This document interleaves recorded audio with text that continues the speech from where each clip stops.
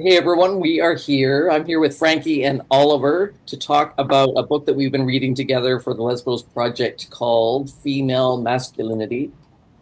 Oh, my Bluetooth is, or my blue screen is obscuring it up there. Thank you very much. By Judith and Jack Halberstam.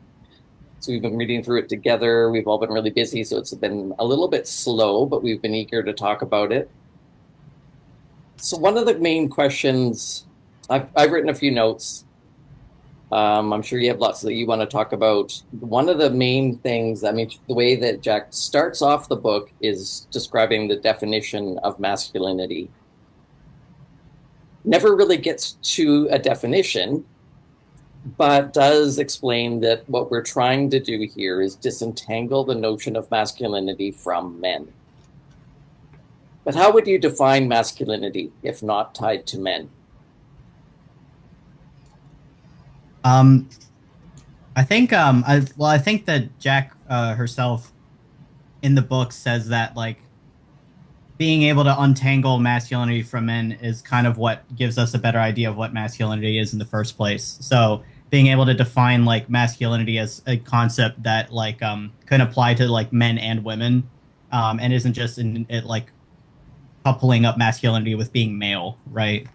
So I think like for me, I until we do that, I don't even know if I can really like imagine masculinity without it being based in men. You know what I mean? Um, yeah, that's a good. I like that you point out that she never actually defined masculinity, because as you asked me to do it, I was like, actually, I can't. Um, it's hard to define without the relation to maleness, because masculinity is the quality of maleness. So when we're observing masculinity in females, it's how close is she to a male. Um, so I feel like even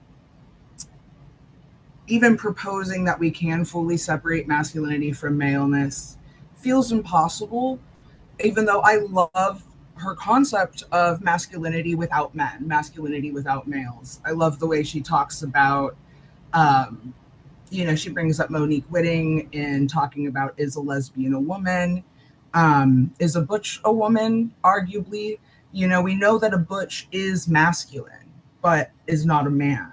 So it's really, it's like, I feel like it's asking someone to describe, it's a vibe, right? Masculinity is a vibe, and that's why it's so hard to really pin down what it is, because also it's contingent on place and time, the culture and the time period, as she dives into in the book, answering the question, what is masculinity? She talks about different time periods where female masculinity was and wasn't allowed. Um, so I think, yeah, it's vibes based. It's vibes based. Yeah. Yeah, it is hard to disentangle from manliness, and that's how most people use the word, right? Is masculine means man, and feminine means female. But along with that are stereotypes that men are that look and behave a certain way, and women look and behave a certain way. So if we were to think of a feminine woman, I think most of us may describe her as someone with long hair and like what is that? Like, like a cluster of traits that we associate with women and associate with men. I think it Um, can be equally as difficult to disentangle femininity from womanhood yeah, for the same reason, because femininity is so often like framed as something that men are attracted to. So like in a lot of ways, masculinity and femininity both are kind of like defined in relation to each other more than anything. So even it's better. I think it's easier to analyze both masculinity and femininity if we just strictly look at one of the two sexes, right? Or like for at least most people. So if you're able to like look at masculinity and femininity in males, and then those two qualities in females, I think you get a better idea of what their definitions would be. If because that way you're not trying to relate to them, they're not being related across like borders. If that makes sense. Not to cut in because I know you were going to say something, but yeah. Well, I mean, the very fact that there are masculine women and feminine men means that those traits aren't inherently tied to sex, but they seem to cluster around sex. And there's a lot of debates over the years about how much of that is social, just enforced stereotypes, and how much of that is biological. But there are traits either way, whatever that influence is. There are traits that cluster around the sexes, and then there are some of us that have traits that are more stereotypically like the opposite sex. Right, right. Yeah, I would definitely agree with that. I would agree with what you were saying, Oliver. Like, a woman is everything a man is not. Like, we could define masculinity by defining femininity, but it's very hard to define it alone.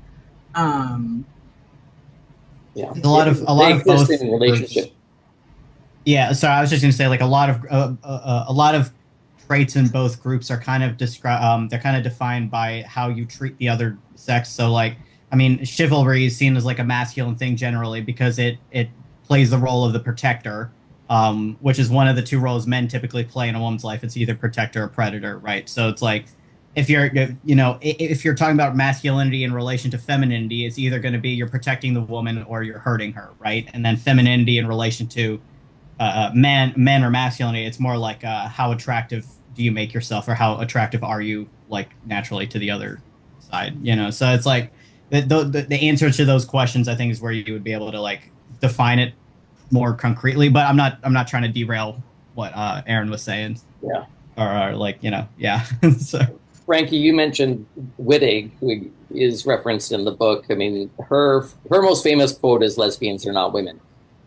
Now, yeah, what second wave feminists were doing was they were using the word woman in two ways simultaneously. One to mean the sex body, the bodily reality of being female, but then the social meaning attached to our bodies. So when she was saying that lesbians aren't women, what she meant was because we're not heterosexual, we don't tend to conform to the heterosexual stereotypes of what a woman is supposed to be. So we fit outside of the social confines, expectations, or box of womanliness.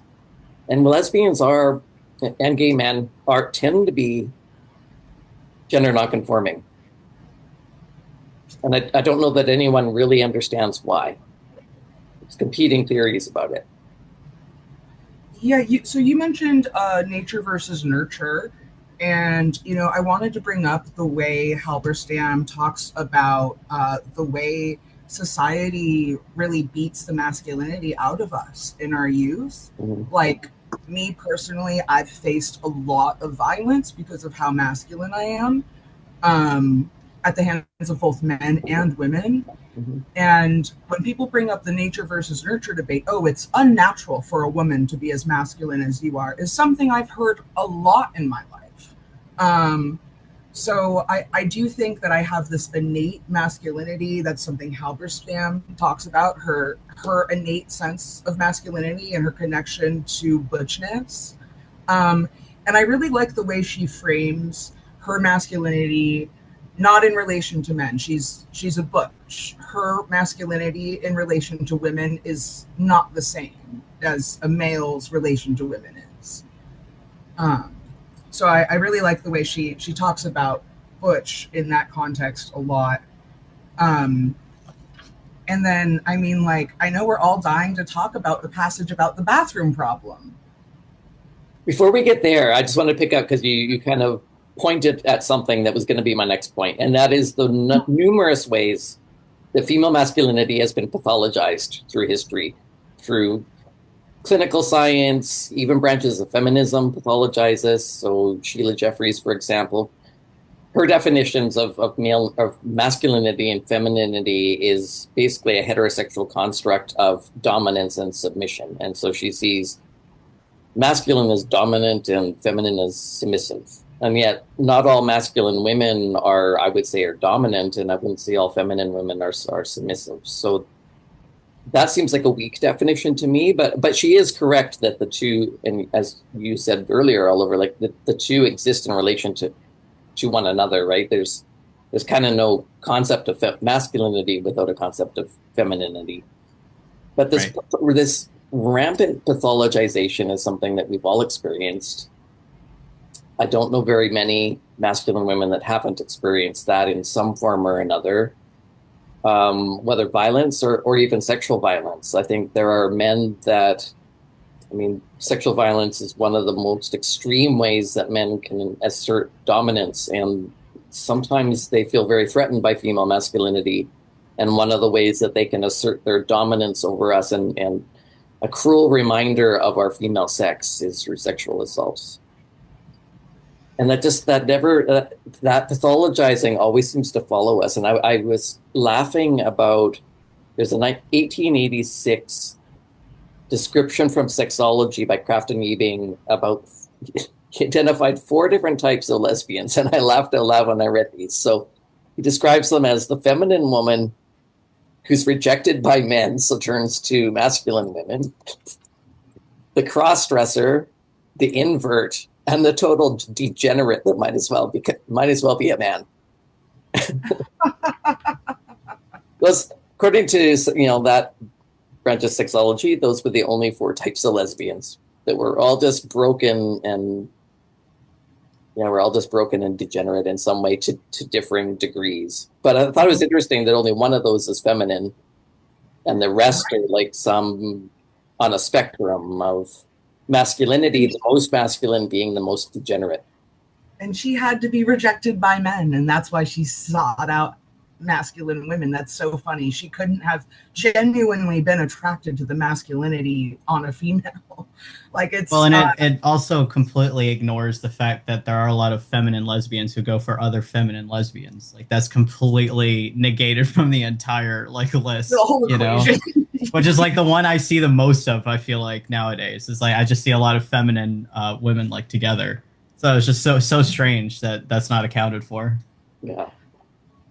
And then the other one that is passed around a lot in clinical research is this idea of arrested development, that some people think homosexuality itself is a form of arrested development. And then so the gender nonconforming homosexuals being the most, I guess the least developed, that ideally we're all supposed to be straight, but if you're a masculine woman, you're the most, stuck in arrested development. So, I mean, there's never been a very healthy depiction of us. No. And I my entire life have been told by society, pathology, everything, that something's wrong with me. I'm broken and I need to be fixed. And even strangers have tried to fix me, right? And I don't think we are broken. I don't think we are... I don't think we're arrested in our development. I'm a fully developed adult. A lot of these things, it's always something negative. And I think what this really comes down to is sexism and the entitlement to our bodies. If a woman of any kind doesn't allow a man inside of her body, well, something's wrong with her and she needs to be fixed. Yeah. And I think that's why so many of us were initially drawn to queer theory. I mean, second wave feminism did a lot to articulate the ways in which we are othered as lesbians. So like that quote that lesbians aren't women. So some really, breathtaking articulations of that problem that we lack social meaning as lesbians. If we don't fit what our society says a woman is, then we don't really have meaning and we don't know where we fit within a social fabric. But they kind of stopped there. They didn't go the next step in constructing meaning for us, and then branches of feminism outright rejected the masculine woman, so they're certainly not going to construct meaning for us as masculine women. So I think that's why when queer theory came around, it was such a breath of fresh air, because regardless of whether queer theory is correct, at least it was someone saying, but you're beautiful, right? That there's nothing wrong with you, that this is just a natural part of diversity and you're fine the way you are and that we deserve space. Yeah, I think that definitely is what drew me to being trans-identified, is I was so masculine, so obscenely, unacceptably masculine, that I didn't fit in. And it was the first time that I was told there's a place you fit in, there's other people like you, And this is what it's called. It's called being a transsexual man. And guess what? Now you're going to get on hormones and get surgery because that's what people like you do. And it was more prescriptive of a identity than me actually figuring out being a masculine female and finding that I'm comfortable in that, and my attraction to women as well was something that I wasn't allowed to just feel comfortable in too, being in the queer spaces. I think it's interesting for me.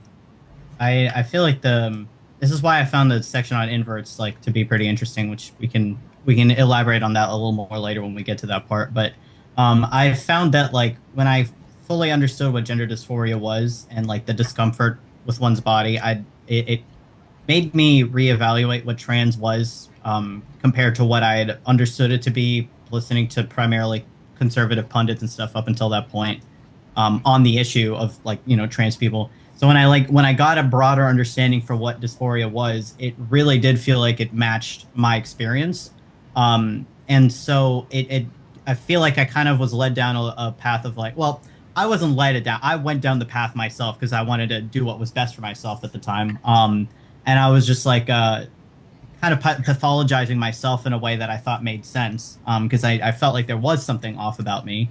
Um, and I mean, the hardest part I think was rejecting like the idea of like hypermasculinity as something that I need to pursue in order to like qualify myself as like deserving of like the cross-sex hormones that have helped me so much, that kind of thing. I've found that really like I don't want that. I don't want to go down like the hyper passing trans guy route. And I but at the same time, even though I've made kind of peace with like a lot of the internalized misogyny or feminist stuff that I was struggling with, the hormones and stuff have still been very helpful and all that. So I definitely have like a very complicated like relationship with masculinity, femininity, and who I am like now. Who knows when that'll change? But yeah, that's why I found the idea of inverts very interesting because there was like quite a bit of variety in that like category for what that looked like. And so the idea that things could look differently for like different people, while still all kind of being categorized under like the same label through like pathologization, I thought was really, really interesting. Um, but yeah, insofar as like they pathologize masculinity in like females, women, whatever. Yeah, I definitely heard growing up like, oh, you have to like come to accept your body as if like saying masculine was a way of hiding my body or some way of like concealing something from others, where it seemed like for me, I was just showing myself in a natural way or a way that I felt more comfortable with. Yeah. I think it's interesting that gender dysphoria was added to the DSM as a diagnostic category, or then it was gender identity disorder. It was added when homosexuality was taken out. And one of the criticisms that I've heard is that adding gender identity disorder was a way of kind of slipping in homosexuality. And what it captured was, if you think the four types of homosexuals that Craft and Meeting came up with, it was the degenerates that were the ones that were diagnosed with gender identity disorder, the ones that were extremely gender nonconforming. But now that diagnostic category is expanding so much that it's kind of absorbing all of those categories. It's absorbing the cross-dressers. It's absorbing even some of the feminine lesbians. Really interesting. That's So really it's interesting. re-pathologizing homosexuality all over again and medicalizing us. Putting a different word on the entire thing. This is why I feel like the LGBT like acronym is already like kind of difficult because it seems like a lot of the L's and the G's and the B's are all kind of somewhat T as well. Like there's a spectrum within each like other letter basically of like gender expression.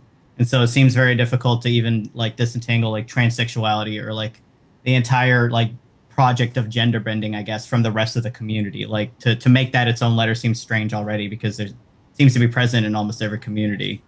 Um, but not as something that's independent of homosexuality. There seems to be at least like some correlation there. I know you are bisexual, if I remember correctly. Yeah, Um, basically. but I believe the T was added to include those who who were straight previous to trans. Because if we look at the history, right, even discussed in this book, the lesbian community was accepting of inverts up until recent times. So you're right, like these there was always communities of gender deviant people within the homosexual communities, but the T, I believe, was added to include those who were straight men previous to transition. Okay. And straight women, I guess. We're still just considered lesbians. Yeah. And that's sort of what Jack Halberstam's getting at in this book by including FTMs in the book. It's just along the same spectrum of female masculinity. It's which I really appreciate that she does that. That was like very eye-opening the first time I read it. So it makes so much more sense to include F to M's on the scale of female masculinity. I mean, I've been arguing for a long time that F to M isn't its own unique, it is not closer to male, right? It is its own unique sex category, but it is a modified version of a female. There it's still a female-bodied person who still suffered sex-based oppression, and we are told we have to deny that, and we're not allowed to point that out. So I really do like the way that Halberstam included that in the book. I also really like the way that she later goes on to talk about the word transgender versus the word transsexual in chapter 5. I was like, oh my gosh, we've been doing this debate. That's how I met you, actually, Oliver, is the transgender versus transsexual debate. And I was like, wow, this debate goes as far back as 1998 when this was published, and I'm sure it was going on before then as well. I never identified with the term transgender more than when I was reading the way Halberstam described it. Like, I no longer identify as a transsexual. I found it very harmful to identify as a transsexual. I think that was probably the most miserable period of my life, is when I was convinced that I was a transsexual male. It was pretty evil for people to tell me, oh, you're just a male brain in a female body. Like, I started to develop dysphoria that I never had before, right? I didn't have bottom dysphoria until I assumed the identity of transsexual male, and then I developed bottom dysphoria. So I think it's very interesting when she talks about transgender as, you know, a female-bodied person living not as a woman, living as a gender that isn't in line with women, or the way a woman is supposed to be, or she says the way a woman ought to be. And it's, you know, I was like, oh, I hate the term transgender because of what comes with it. What has become, yeah. Yeah, I'm like, if only if it was with this current definition, then I'd actually want to use that term for myself. When I started reading this stuff in the early 90s, because I had come to it having already been familiar with second wave feminist theory. So coming from like people like Wittig talking about how we are kind of outside of these social boxes of womanhood, when I started reading this stuff and heard the word transgender, I understood that as, well, that's a word given to this otherness that Wittig was describing, that it's not that we've crossed sex, it's that we exist outside of, you know, trans means sort of crossing over outside. We've crossed the boundaries of what our society considers acceptable for womanhood. That's what I thought of as transgender. And then people embrace that as a political project and as an intentional subversion of gender norms. But I was never performing this, and that's what when my feathers get a bit ruffled is when it just becomes sort of a mockery or a performance. I just find that insulting, because this isn't something I'm just performing and putting on for political reasons. Yeah, that's I've had a thing. It's. I was going to say, not to cut you off, Frankie. I was just going to say real quickly. I think for females, it can be a little bit difficult to separate the politicization from the identity, because womanhood and the definition of it is somewhat like political, at least socially. just by ways of the fact that, like, if you're talking about marginalized classes and all that, I think it makes, in my opinion, it makes a bit of sense for women to have like a political reason, at least partially, for identifying as transgender in some way. I was talking to somebody on Twitter not too long ago, somewhat related to this, that I think ROGD and that entire concept makes much more sense if you view it as a mass exodus than like a Yeah. pathology that's, or like a contagion that's being spread. Simply because like womanhood is unfortunately a political thing, just by ways of the fact that we're not real. Females are not really in charge of their own definition of that, you know, and so they've a lot of them have learned how to move around it. I think now with this age of social media and the hypersexualization, it feels like, well, it doesn't even matter if that's the way I feel. Just by looking at the numbers, it seems like a lot of females are just not identifying with the term womanhood the way it's been defined for them, you know. But that being said, I do understand what you mean by like you don't like it being, you don't like the people taking on the aesthetics of of like doing like a political message with their Yeah. transition when they're really not contributing to the political discussion in any way. It's just an easy write-off excuse, I guess. I don't Well, know. I guess, I mean, to refine that idea, I guess the reason, I mean, everything that we do as women is going to be political. So it's not that I think that what we've done is apolitical. Mm. We too have engaged in a form of resistance, but my masculinity wasn't something that I could help. Like, Right. and so I guess my objection is just that we need words to be able to describe our unique experiences. And those of us that are just organically, we kind of come out of the box masculine and can't help it. We need language that's different from people that are just performing that for political purposes. So, I mean, we're both Makes political. sense. Like, it's impossible for it to exist without being political, but one is very intentionally political, and the other, it's like someone, Butch once described this to me, and I thought it was kind of, it was profound. He said, as a Butch, it's like non-consensual politics. Yeah. Yeah, that's fair. That's a good way to put it. Yeah. I thought that was fair. I thought that was insightful because it's like I'm not trying to be political, but just by the nature of who I am, we end up being political. It Yeah, is that's a good way to put non-consensual, it. and we can never take it off. I Yeah. That's so funny. It's I was telling someone that I do a lot of reading and writing about gender, and she told me, "Oh, I don't actually think about gender that much." And I said, "Well, I wish I didn't have to." Mm. And it's like other people my entire life have made my gender a problem for me. I've never made my gender a problem. But I did want to say, I think it's completely rational that young women feel disenfranchised from womanhood. Yeah. A lot of young women don't want to identify with womanhood or don't feel a relation to traditional womanhood these days. Like what Oliver was saying, a mass exodus from womanhood, Mhm. right? Because if womanhood is long hair, makeup, high heels, just like what a certain group of trans people is promoting, then how is any female supposed to feel connected to that? Because all of that, like Simone de Beauvoir said, a woman is not born. Nobody is born a woman. A woman is created. And that's why society views us as broken, failed women. A woman is supposed to be shaped and molded into a mother, a wife, a sex object.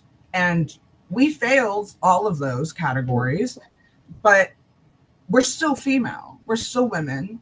Um, even if I don't commit my biological duty of X, Y, and Z, even if I don't have breasts, I'm still a woman. Mhm.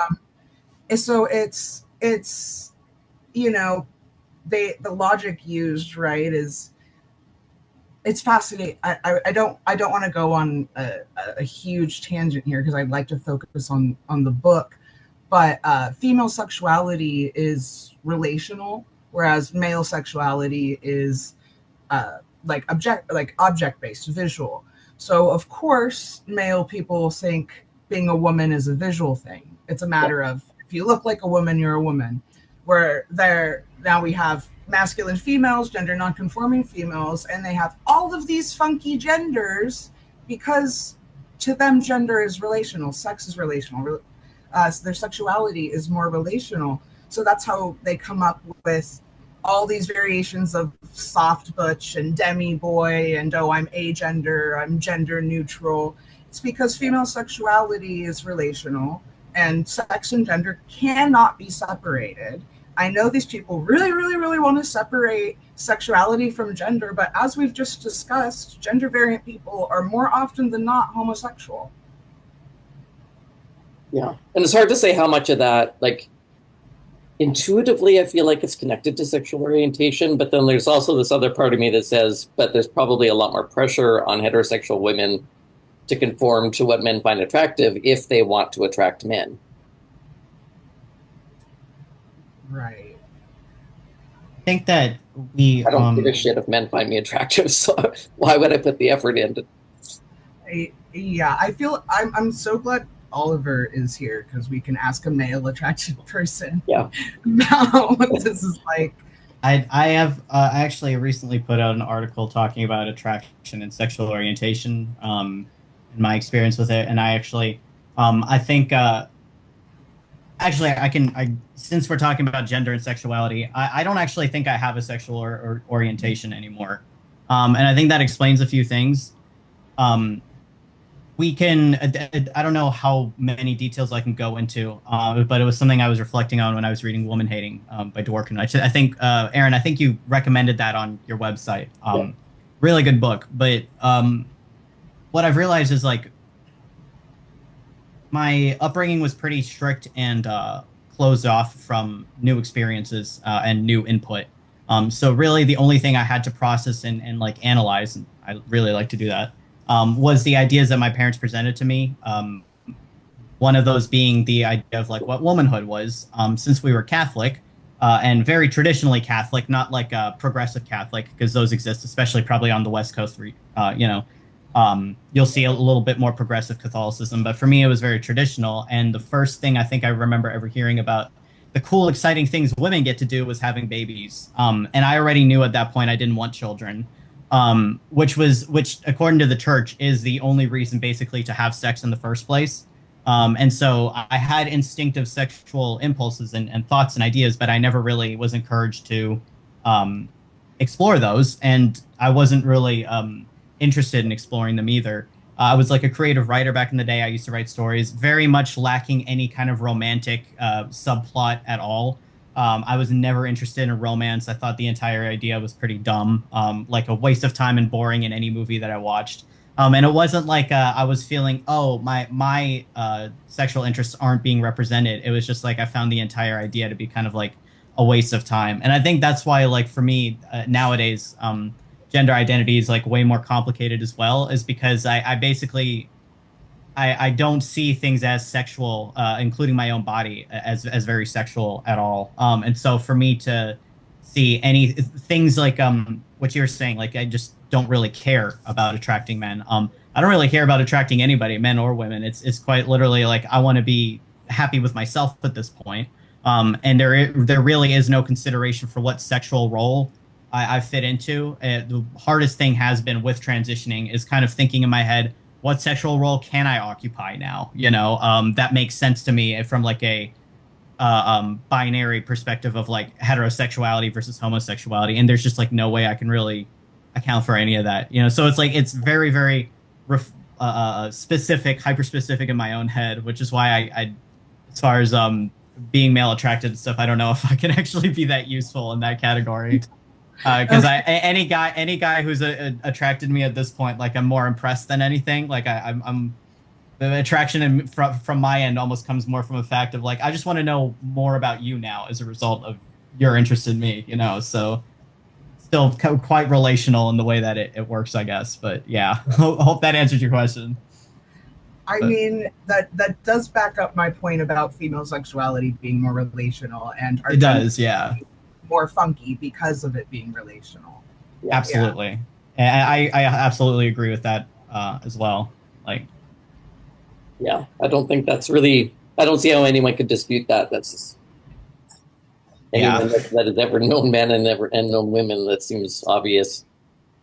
There was a line on page 53 that I really liked. It just kind of stood out at me because though she doesn't offer a definition of female masculinity, she does say, and I'll just read it, those who experience homosexuality as inversion. That stood out for me because that just intuitively, that feels like my experience. Like I've always felt that this, whatever this is, right, this way of expressing ourselves, this cross-sex identification, trying to disentangle that from men, but I've always intuitively felt that it had something to do with my sexual orientation. I do think some of us just experience being a lesbian this way, which is a nice non-pathologizing way of putting it. I think it could very well have to do with like and obviously I don't want to speak for you. I'm kind of like hypothesizing that it could be the fact that your sexuality and your gender identity kind of develop parallel to each other. And so depending on how one develops, it can impact the other, right? So the way your sexual identity develops as a lesbian could very much have an impact on how you identify gender-wise and how you choose to present yourself. And it could be for a variety of reasons. If you're attracted to women, you're like, oh wow, I feel like I have a more like protective feeling towards women, and that's part of what like attracts me to them. It could very easily play into like the masculine identity just by ways of the fact that that's what our culture tends to dictate on a more like abstract level. But there's no telling. I feel like untangling that is going to be like a lifelong project for many generations of people. Like it's a very complicated People have been trying to figure it out for decades. Yeah. I'm of the belief they can't be untangled. I really just think gender, sexuality are together. Truly, just it seems, when the homosexuality as inversion, it's a very interesting way to say it. It seems that with even the increasing number of all trans people, trans women too, how many of them are like they feel because of their relation to their partner. I mean, that's hard to say without laughing, but they feel more like women, just like with us. Like I've, in a lot of times, been just put in the masculine role. Like when I'm on a date with a woman, who does the waiter give the bill to? Me, the more masculine one, right? So, it's this give and take of the internal and the external. It's hard to ever just point out one. I think socioeconomic factors probably have a lot to do with it as well. I think this is very funny. I was talking to my partner, who is cis and male, was talking about one of the chapters in this book at one point, and he I think accurately, you can check me on this if I'm wrong, accurately said that if you want to look for the time period where you have the most FTMs like kind of recorded, it is leading up to World War II when they were all starting to get jobs and there was more like masculine requirements of them. So I think like for both trans women and trans men, I think socioeconomic factors are a huge reason why you see like increases in both, which Frankie, as you just said, we are seeing increases in both. So I think that like if you want to do the whole like leftist analysis of including capitalism into the equation, I think that probably accounts for like overall trends quite a bit as well. I think different classes respond to gender nonconformity differently too. I know. I mean, I grew up with a lot of working class people, farmers, truckers, and a lot of those women are quite masculine, but not because they're lesbians or because they identify with masculinity. It's just practical, right? You're not going to go milk the cows in a dress and high heel shoes, so they would just wear, pants, flannel shirts, a big pair of rubber boots, right? And they just didn't have time. They were working from. My grandmother was a farmer. I mean, they had to work as soon as the sun came up. They were out with the animals until the sun went down. And so she's not going to spend time doing her hair. So she would just cut it short. And so it's just practical. Right. And that was acceptable for female masculinity in a way that I don't think masculine femininity would have been tolerated in the lower classes. But that seems to flip in the upper classes, where there aren't as many examples of female masculinity in the upper classes, but there's examples of flamboyant gay men in upper classes.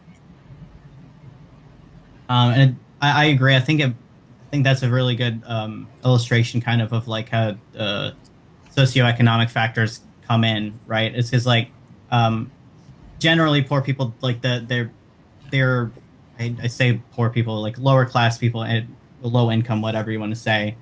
Generally, appearances can't be part of the equation at all. And if they are, if you do have like people who are gender nonconforming in some way, they kind of have to. Transsexuality in like lower class areas, I think, is much more of a like practical necessity, because the ambiguity, I think, shoots you in the foot way more than being able to definitively be one or the other. So for um, women, like you were saying, who are like they're out on the farms, they work in agriculture, something like that, and they can't really afford like to do themselves up, right? It's like, okay, if you look woman enough, if you check off enough boxes where it's like, obvious, that's fine. But if you're born with a body like as a female that can't easily check off those boxes, then like cross-dressing or presenting male, kind of like Radcliffe Hall's book, which is mentioned in here, right? It's almost like a practical thing of just like, well, you might as well be a man because as a woman, you're never going to be able to find any kind of security. Yeah. Then again, I guess Radcliffe Hall was an upper class person, so I don't know if my analogy is like 100% accurate there, but you get the general idea of what I'm saying, I think. Yeah. I've never looked at a lower class woman and been like confused by whether what gender she was, unless it was intentional. So they managed to make it obvious, but you don't see a lot of ambiguity. Whereas with uh, female masculinity and like upper classes, as well as like male femininity, femininity, um, there's a lot more room to like for ambiguity. But the richer you are, the less you have to give a shit about what anybody thinks anyway. So it's kind of like a trade off for both. Yeah, I really like how Halberstam talks about the question of class and race and masculinity and femininity. How she brings up Black and Latino butches, Black and Latino lesbians, or I should say Latina. Sorry, but so I was thinking about that. How she talks about Queen Latifah in a chapter. There's a quote, someone referring to her in a movie, where she says, "Oh, she's a dyke. She wears men's draws the whole 9 yards. But me, I'm just wearing men's clothing on the outside for the sake of this job."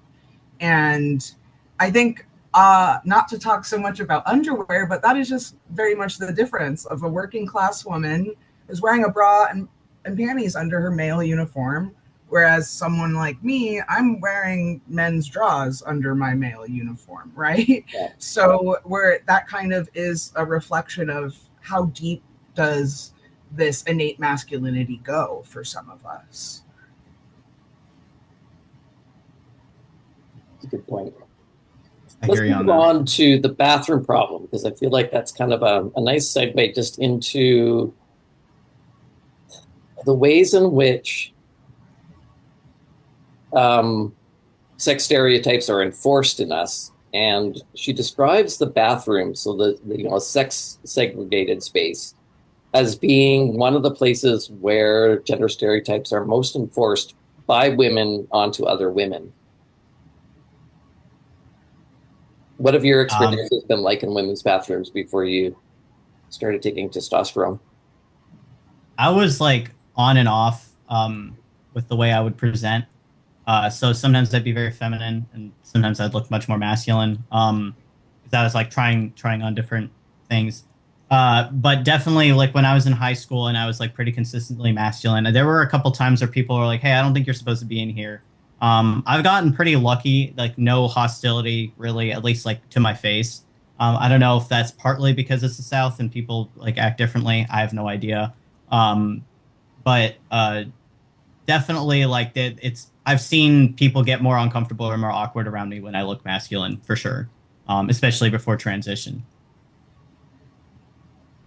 Um, yeah, I not a bathroom, but a gym locker room. I have a story that's just a great example of this.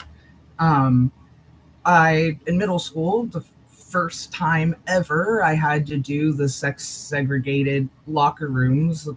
Um, I was already being mistaken for a boy at the time, but short hair, men's clothing, that's just the way I like to be.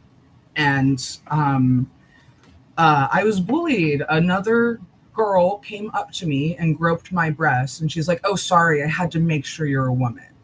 Um, and that's how far it'll go, right? They won't only just bully you, but women might even sexually assault you, right? She groped my breast, and I was very flat chested. I felt terrible about it. Um, I've also experienced violence in a men's restroom. But the men's restroom feels so much scarier because the violence in a men's restroom is so much real. Males are just more capable of committing violence because of their bodies, and males often will commit corrective rape. It's unfortunately a common phenomenon that lesbians and other gender nonconforming women face. But the men's room feels like the rules are looser, right? She talks about in the book how the women's room um, is very scrutinized as this it's this safe place, the little girls' room where women can go to retreat, whereas the men's room, it's kind of a free for all. But what about someone like me, where I don't feel safe in the men's room anymore? I've been on estrogen for like 6 months now. I'm starting to get mistaken for a woman again, so I started using the women's restroom again. Mistaken for a woman. I'm starting to get clocked for a woman. I'm still very early in the D train. That's okay. No, people get, you get in the habit of saying things, and it's hard to Yeah, break the habit. yeah, but I'm honestly happy that people are starting to be able to tell I'm female again. But I have had instances now where, like, I go in the women's restroom and a woman looked at me so angrily and just picked up her toddler super fast and walked out of there. And I was like, oh no, I don't want to be the person who looks like a male in the female restroom. But that's just like really goes to show the safety, right? Like, women deserve safety. Women need safety and protection. So they should have a female only bathroom. But it it's it's hard. I don't know where I'm going with that. It's hard because people like us, like, it's a social disturbance when I go in the women's restroom, right? It's the trade-off. Like, I fully support women's right to have their own spaces, to care about their safety, to not want people who look like men around or people who are masculine around. So I fully understand when a woman sees me and feels scared. Like, she has the right. So it's tricky. The bathroom problem is so tricky. I thought the story that she told in the book was good. She talked about how when a butch walked into a women's bathroom, the women started to threaten her that they're going to call security. And the point was made that if they had truly believed that it was a man, they probably wouldn't have toyed with her in the same way, right? But it's because they knew she was a woman, it was a way that they were trying to police how she presented by kind of taunting her and saying, well, threatening her that we're going to call security. And so they weren't acting like they were afraid in the same way or angry in the same way that they would if a man had walked into their bathroom. It was precisely because they did know that she was a woman that they kind of played head games, which sounds correct. I mean, I've definitely experienced that where women's violence towards other women is psychological, right? They try to get into your head, and whereas men are more likely to be physically aggressive or, as you said, other physical assault or sexual assault. Yeah, let's talk about that. Let's talk about the way that women will often enforce the patriarchy on other women. Let's talk about the way, feminine women will will actually be sexist, genuinely sexist towards masculine women. And it makes me think, are when they're enforcing these gender stereotypes, when they're enforcing heterosexism. It, I don't know where I was going with that. It's just that they are enforcing even homophobia, lesbophobia when they're picking on women like us. Um, it's a shame that other women do it to us. I don't know if I can the struggle for me is that I can never really tell why I was getting picked on. I have no idea if it was because of the way I looked or because I was like low key annoying. That's the thing is like and I was never like overtly picked on in the sense of like people never pushed me around. I never got into fights. We going to like a Catholic church and everything and not having very much experience outside of that. I really can't speak to the broader treatment of girls at my age at the time. If they were in public schools and they had a different experience, I wouldn't know of it because I was homeschooled and sheltered and all that again. There were times where I actually wish I would get into fights with guys and stuff because it would have been like satisfying, in a way. One of my frustrations was that everything was just so passive and like hands off in the way that like stuff's spread around and the way people talk to each other. I remember learning like after I came out as like lesbian at the time. I was hanging out with a buddy of mine, and found out like I was like in college at this point that when I was in high school there was like a rumor going around me about me being a lesbian just because of the way I looked, which was very funny to me at the time and still funny to me now. But yeah, it was like a very passive thing. I did know girls who were catty. I became the second girl to join like some homeschool group of individuals. We were like learning. It was like learning about military stuff or whatever. She was the only girl before I showed up, and she did not seem to like that very much. So felt like there was like some competition there for like male attention or whatever. But the thing was, is like I genuinely didn't care about male attention or anything. I was just trying to make friends.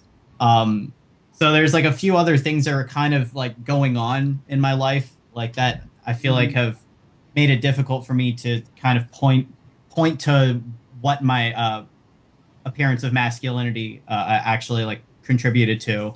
Um, and I also don't know what I don't know. I also don't know if there was a difference between me when I was like more masculine versus me just being unattractive as like a feminine person.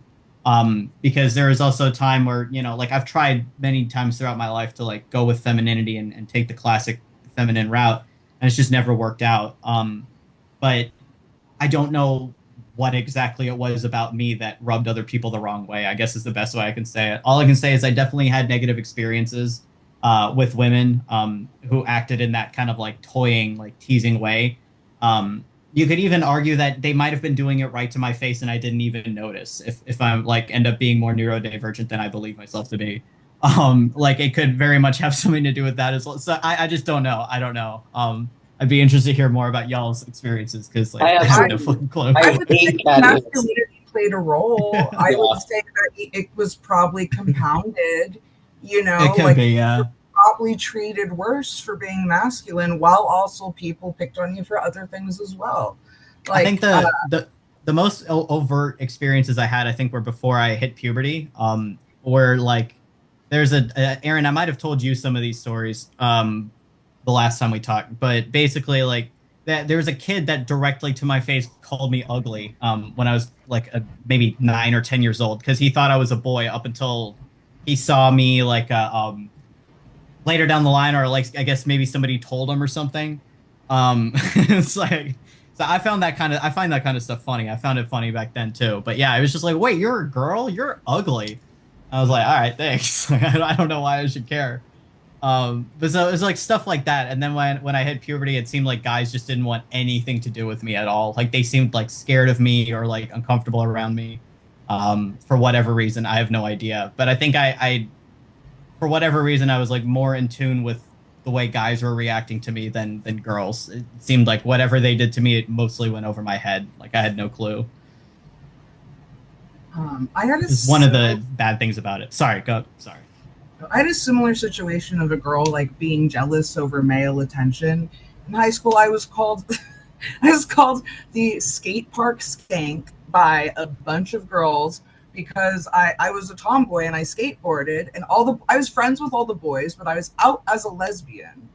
And a rumor was being spread because I was hanging out with the boys and skateboarding that I was hooking up with all of them at the skate park. So, yeah, I mean, that's the whole, this whole slut rumor thing is very classic American high school form of bullying, right? It's Yeah. funny because I got accused of that when I was a teenager too, and I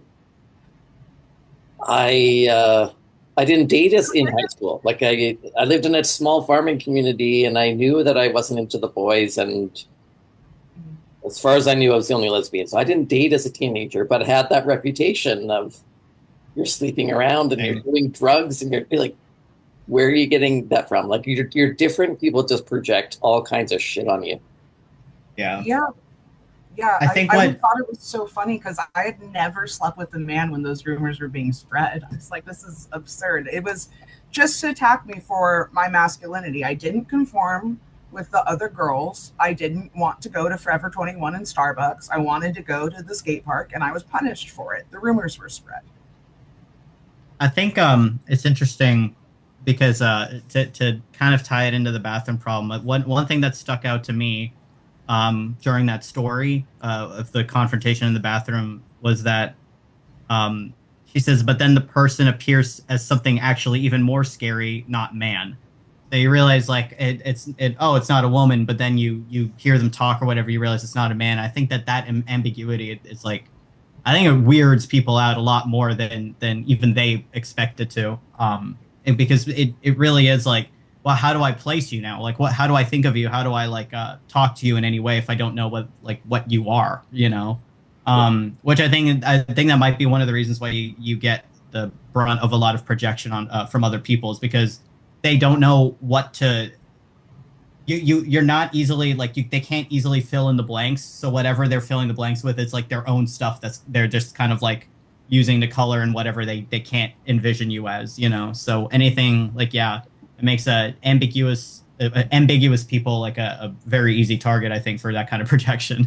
Yeah. Yeah, I mean, I'm a pretty gender ambiguous person, and I've definitely faced a lot because women can't tell if they should treat me like a man or a woman, and Yeah. they end up just getting really angry and confused and frustrated, and this is what leads to the violence we face as masculine females is they don't know how to treat us because they treat us worse than men. That's my point with the sexism. If I was a man, a woman wouldn't have done that to me. um, it's women being sexist to other women. You had made a comment when we were texting too about how we have a lack of protection in society because feminine women, like if they're heterosexual, they have the protection of the men, and men protect each other, but no one really protects us. Would Yeah, we want protection, I guess? Like I'm not trying to speak for everybody. I'm genuinely curious. What would that even look like? yeah. Well, so my point with that was in this gender hierarchy that we see in the modern West, right? The cis man is on top and they have protection from being male, that has inherent protection. And then women, particularly the feminine straight woman, receives protection from the man because for whatever, you know, X, Y, and Z, like there's still patriarchy there, of course. But when you are not attracted to men, you were treated far, far worse than a woman who is attractive to men. So they receive protection and a lot of benefits from their femininity. Their conforming to the patriarchy does benefit them. Um, so I was talking about, yeah, how like we as masculine women, we're not protected by other women and we're not protected by men. We have no protection. Yeah, I Yeah, thought it was a I good think point. Go go ahead. ahead, Gary. Sorry. Oh, I was just gonna say I agree that we're like uniquely vulnerable in the sense that we don't have really any protection. Um, I guess like the struggle for me is and this is partly because I'm like starting the book Lesbian Ethics now, so some of this is like uh, coming through now as I'm projecting it in this conversation. But um, I understand that like the role of the protector generally kind of gives way to some of the violence as well. So it's you know men can't really be protectors unless there's predators around. You know, like that their role as protectors is kind of like reliant on the existence of like a constant danger towards women. So I think like for us, when we're talking about like protection and stuff, not necessarily like strictly from men, but like if you're talking like legal protections, I wouldn't. I have no idea about legal protections, right? So if we're uniquely at a disadvantage there, I wouldn't know. But as far as like general protection that other women get, I feel like part of the reason they get those protections in the first place is because they, if you're fitting them into like a patriarchal like structure or whatever, it is because they're generally seen as like targets for predation more often than we are. And I feel like that I don't know if that's like actually true or not, because obviously we're going to deal with our own like unique set of problems, but I don't know with the variety of like different people that kind of occupy our like category. I feel like different people would respond very differently to protection if they were even granted it, you know? I mean, the best way you can really like fight back against it in general is like eliminate the need for protection, right? But I don't know if there's a way that we can actually benefit from that because we directly violate that entire system in the first place. Right, which is why we're particularly targets of violence more so than regular women. Right, regular women have 1 in 4 report sexual assault, whereas women like us, masculinized females, report at rates of 50%. So why are we facing sexual violence at heightened rates versus regular women? And I would say I agree with you. I agree with you that men created the need for protection. And to that, I would just say what I always say. We could talk theory until we're blue in the face, but what's practical? What's right in front of me? What's right in front of me is the patriarchy exists and males protect the feminine women.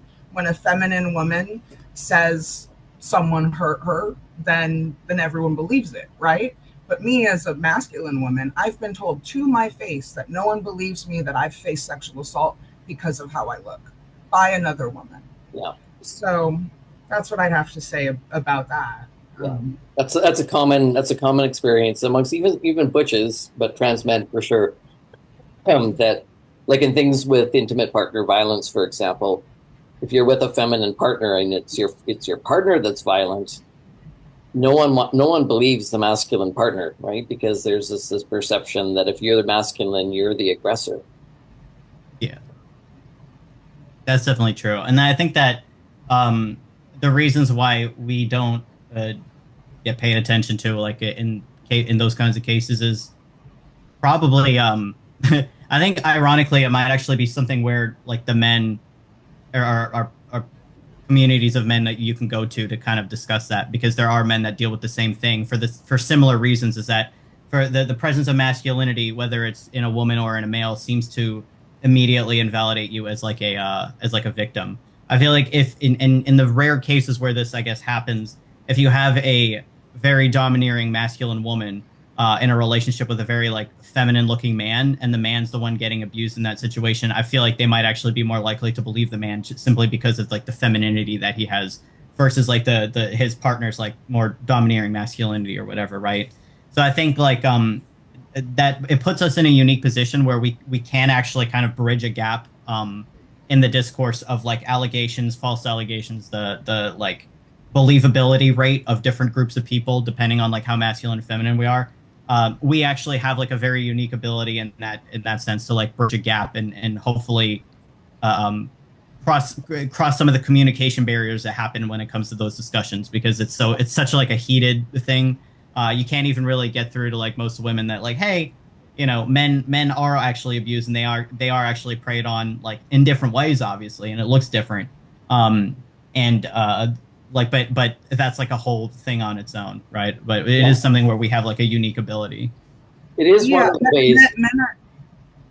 It is one of the ways that it's difficult for us to completely disentangle ourselves socially from men, because there are experiences like that are more similar to what men experience than to what most women experience. Like most women don't understand, like if she's pretty and feminine and yeah, if she reported that her husband was beating her or had sexually assaulted her or something, she would probably be believed in a way that we wouldn't. And yeah, so it is. I have found it helpful because of situations like that. Helpful to have some men in my life that who are healthy to talk about those kinds of things with. Yeah. Um, men face abuse too, of course, but whenever someone brings that up, and I've argued with a lot of MRAs as a feminist, whenever they bring that up, I always say, as an issue, your biggest fear is men, violence at the hands of men. But as a man, your biggest fear is other men. The problem is still men. Um, so And so with far as diagnosing a problem and where the problem comes from, I agree. But I have noticed that this tendency, and I think this only negatively affects us in the long run, right? Because when it comes to people like us, they will say the same thing or excuse the same behavior for similar reasons by saying like, well, you benefit from the patriarchy more than us because you're masculine, right? And they make that they draw that connection. So and so they'll do the same thing to us and be like, well, since you're part of the problem, it's supposed to imply something about how much they have to care about it, or whether men do or don't benefit from from patriarchy. When it comes to the problem of solving the lack of believability in masculine people, in insofar as like when it comes to abuse and assault and that kind of thing, that's absolutely something where we as like masculine women can kind of like we're immune to some of the like deflection that people give other men. So it seems like it could probably help not just us but a broader societal issue if we if there was more like talk about how to accurately determine whether somebody's telling the truth or lying about certain things or whatnot. Yeah. um and that's like that goes into an entirely different I realm, think but yeah. I should mention that men generally protect other men in the situations of like abuse allegations. But they will not protect us. Hmm. We don't have the social power they do, where men will band together to protect their abuser bro, right? We don't do that as butches and F to M's. Um, also just, yeah, not being believed is, by even other women, um, or in, God forbid, in the cases of, false accusations, who's going to be believed? And when there's false accusations against a butch, we're already considered aggressive. We're already considered violent. We're already, right? Like if a femme is beating on a butch and the cops come, who gets arrested? The butch does. Um, so it, and then men will protect other men, but in a lesbian community, that butch is about to get ostracized and cut off from community in a way that could be like immensely harmful. Like we as masculine women, butches, F to M's, rely on community the same way women do. I personally had to go to a women's shelter. Um, and I respect other women not wanting to board with me. I get it. Because of how I look, it triggers their sensitivities around not feeling safe around masculine people, especially in a women's shelter. They just got shaken up. They're on high alert. They see someone like me and they felt scared. Well, I'm, you know, in a pretty bad situation. I had nowhere else to go. So, in these situations, we could see that the masculine woman is uniquely disadvantaged in a way a man is not. Um, I hear but you on that. but also, I will throw out there, there's no men's shelter at all, and that's really bad, actually. Um, Yeah. Yeah, it's a problem. I mean, like the not not to like linger on this, I guess, for too long, but again, as far as like men protecting other guys and the communities that form around there, I don't not to defend that behavior whatsoever, of course. Part of it also is just like that male friendships work differently than ours, as well, and there's different reasons why that happens, I think.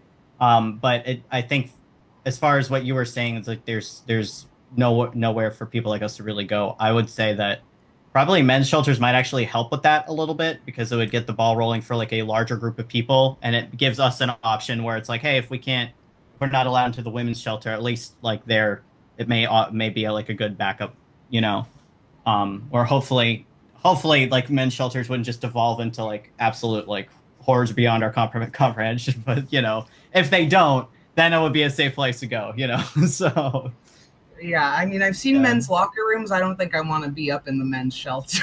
Yeah, no. That's fair. That's fair. I would But, take my chances, but I would take my chances. But if it yeah. didn't work out, I'd just sleep under a bridge for sure. Yeah, there was a large study done in Toronto on FDMs in the homeless system and found that the vast majority avoided the shelter system altogether. They would prefer to sleep on the street than go to either a men's or a women's shelter. Interesting. Interesting. I didn't even know that. Yeah, that's There's a lot of spaces that we need for ourselves. Yeah, for Homeless sure. shelters, rape crisis centers. Yeah, for sure. So one point, I want to make sure that we're kind of moving through the book. There's one point that I wanted to make. It's more of a theoretical point, and I don't know if you picked up on this, but the word gender is something that queer theorists changed. So reading through female masculinity, when I first started reading the introduction, she seemed to be using gender as the second wave feminists were using that term. So they would describe that as those societal stereotypes that are imposed upon us. And that's why they want to abolish gender, because they want to abolish those stereotypes so that we're all just kind of free. So the full heterogeneity of femaleness can be expressed without punishment and without those confines.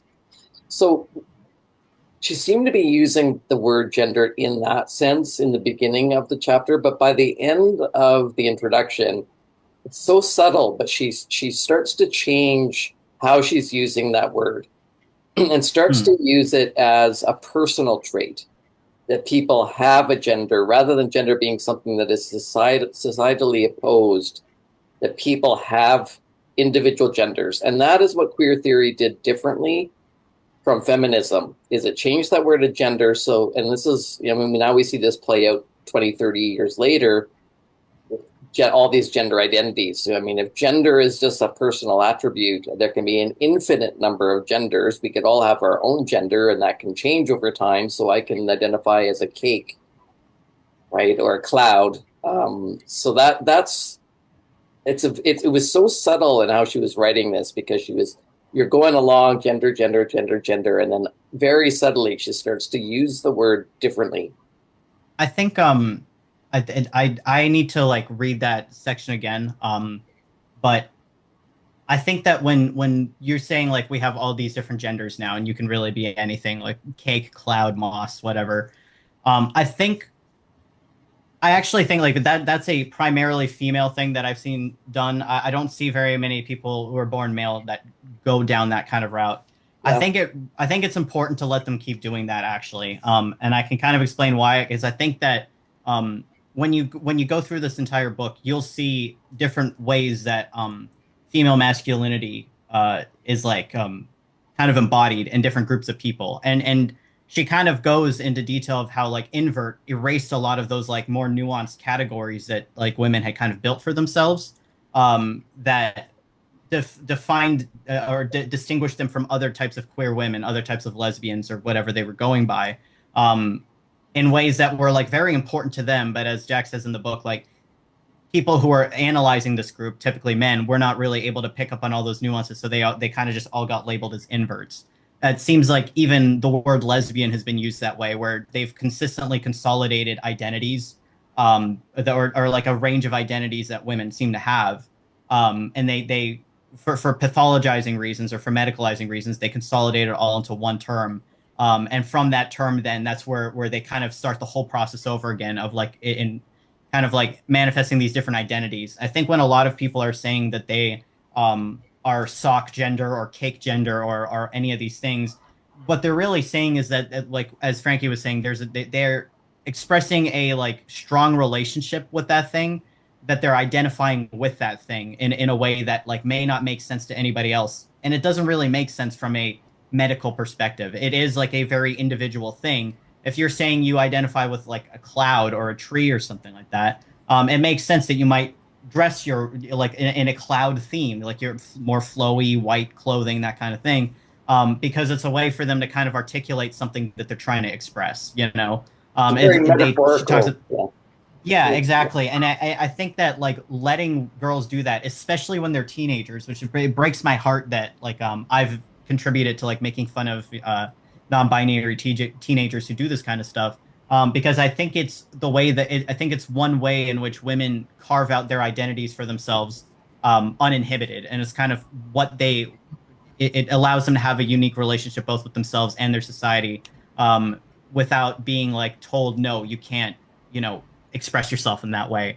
I guarantee you most of them grow out of it. They're not It's gonna walking run its around their course. entire lives Yeah. like identifying with cakes and Absolutely. stuff. It's like, but I think it's an important expression to allow them to have that space to just like free roam for a little bit and try out different like labels and identities. It's like playing dress up, but like on a more meta level, you Well, know? it's become a huge subculture. It concerns me when it gets Yeah, medicalized. absolutely Certain agree. clinicians don't know the difference, right? And it shouldn't be medicalized. No, Like, and it shouldn't be. I mean, gender identity is now legally protected in law. I don't think cloud gender should be protected in law. Like it's gotten ridiculous yeah, where those lines get blurred. But it's interesting that women have a tendency or girls have a tendency to do that. I agree with you. It's mostly girls, and that's not new. I mean, lesbians long before this, lesbians had a million different types of labels and different kinds of lesbians. You know, the baseball lesbians exactly. and the granola lesbians, and Yeah, and then the Butch, baby Butch, like yeah, she went through some of those labels, and I was like, that's really beautiful because like even for me, I would not necessarily be able to like notice all those differences if somebody were to just present them all to me. But Um, it's the quality of girlness that, for whatever reason, like I don't know why it is that girls are more like that than boys, but it's the quality that makes them more susceptible to social contagions.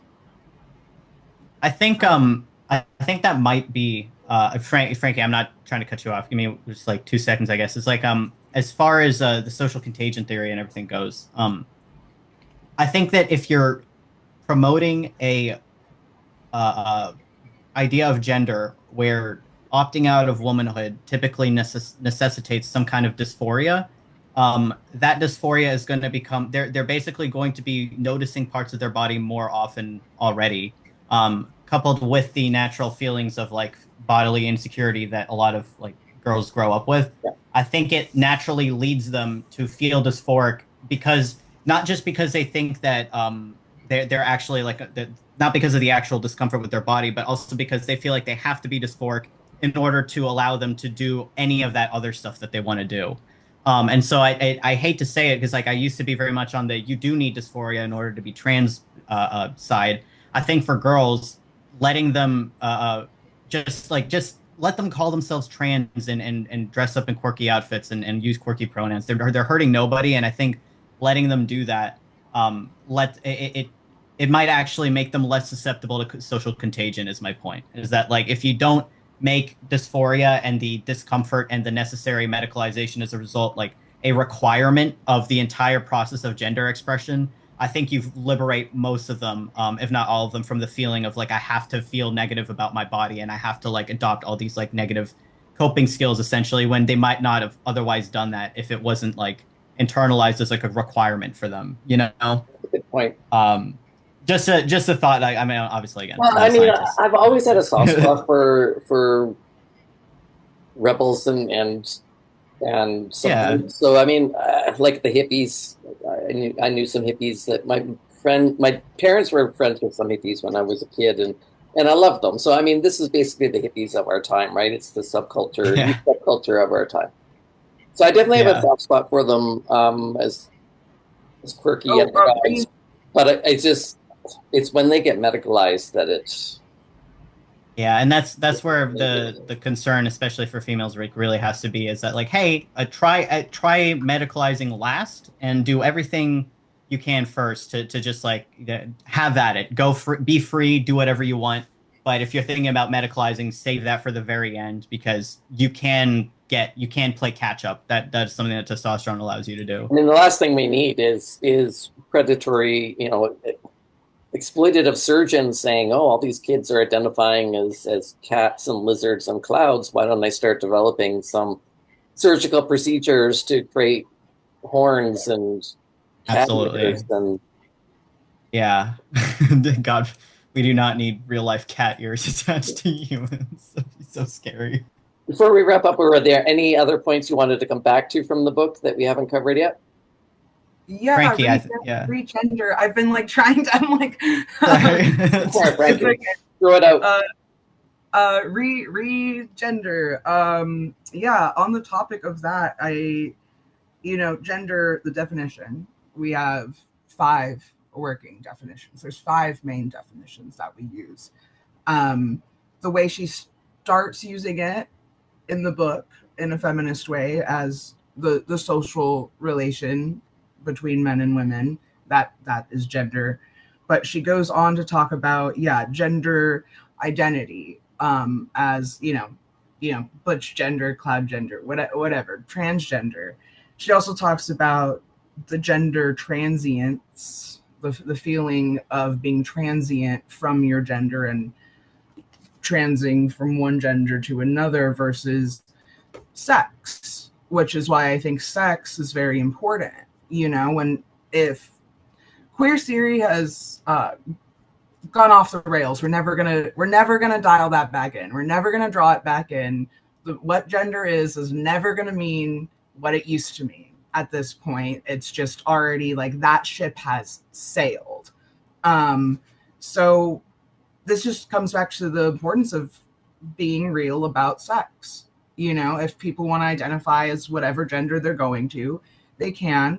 If people want to make a million genders, I encourage it because I think that will be helpful to like dismantling the patriarchy. I'm like, go ahead and make more funny, silly, goofy genders for lesbians. I love lesbians with weird genders, but I don't. It's the when they pathological. I'm trying. Pathologize, yeah. Pathologize. Thank you. I've just I've known many. I should be more clear. I could think of 3 in my personal life that I'm close with. Gender nonconforming females who got top surgery before the age of 18 and who are no longer masculine or even gender nonconforming at all. One even opened up and told me she regretted it. She got it at 15 years old, top surgery. And that is the issue. It's like, one, did you even try to live as a woman? Did you try to redefine womanhood and find a womanhood that is comfortable for you? It's sad that she didn't feel comfortable with womanhood until age 20 and her breasts were already gone. Now she feels comfortable and confident as a high femme. Long hair, nails, heels, fishnets, all of it. But she's missing her breast, and it's really heartbreaking. But yeah, I just, the wrong body is mentioned in chapter 5. The wrong body. That's something.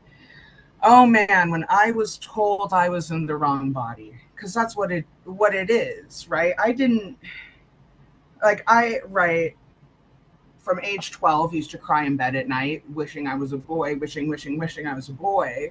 But Leslie Feinberg said it so eloquently that I was not born in the wrong body. I was born in a world that doesn't make room for bodies like mine. And that just really spoke to my heart because I'm not in the wrong body. I'm in a world that doesn't accept female masculinity. Yeah. That's what I wanted. Yeah, that's perfect. Any last words from you, Oliver? I don't think so. I think Frankie pretty much summed up like the last bit of what I wanted to say. So, yeah. Thank you so much for reading through this book with me. Yeah, You know, absolutely. it took us a while just because we're all so busy and my move, and you know, I'm settled into my new place now. But I enjoyed the book, and I've really enjoyed talking to you about it, both you know, text Same here. offline, and now we've finally been able to have this conversation. But it's been wonderful. And if you ever feel up to another conversation expanding on some more of the points, y'all just let me know, and I'm always happy to stream something as well if you need me to. So I'd love to read through something like together again at some point and then talk about it. absolutely. Yeah, Yeah, I 10 out of 10 recommend this. I honestly, to the audience, I wish I read this before I made the decision to medicalize. I really, really recommend this book, especially chapter 5, The Butch FDM Border Wars. If you're going to only read one chapter, read chapter 5. I really want to read next a series of essays called Butch is Not a Dirty Word. I believe that was mentioned in here. But yeah, excellent read. Thank you for reading it with me. And thanks for the conversation talking about it. This rules. I will. I'll place a link to it and some of the other things that we've talked about. You know, Radcliffe Hall, who wrote The Well of Loneliness, Monique Wittig, Dworkin's Man Hating, and then I'll link to this as well, so that it'll make it really easy for people if they want to order one of these books. Awesome. Have a great night, guys. you too. Thank you guys. Goodbye.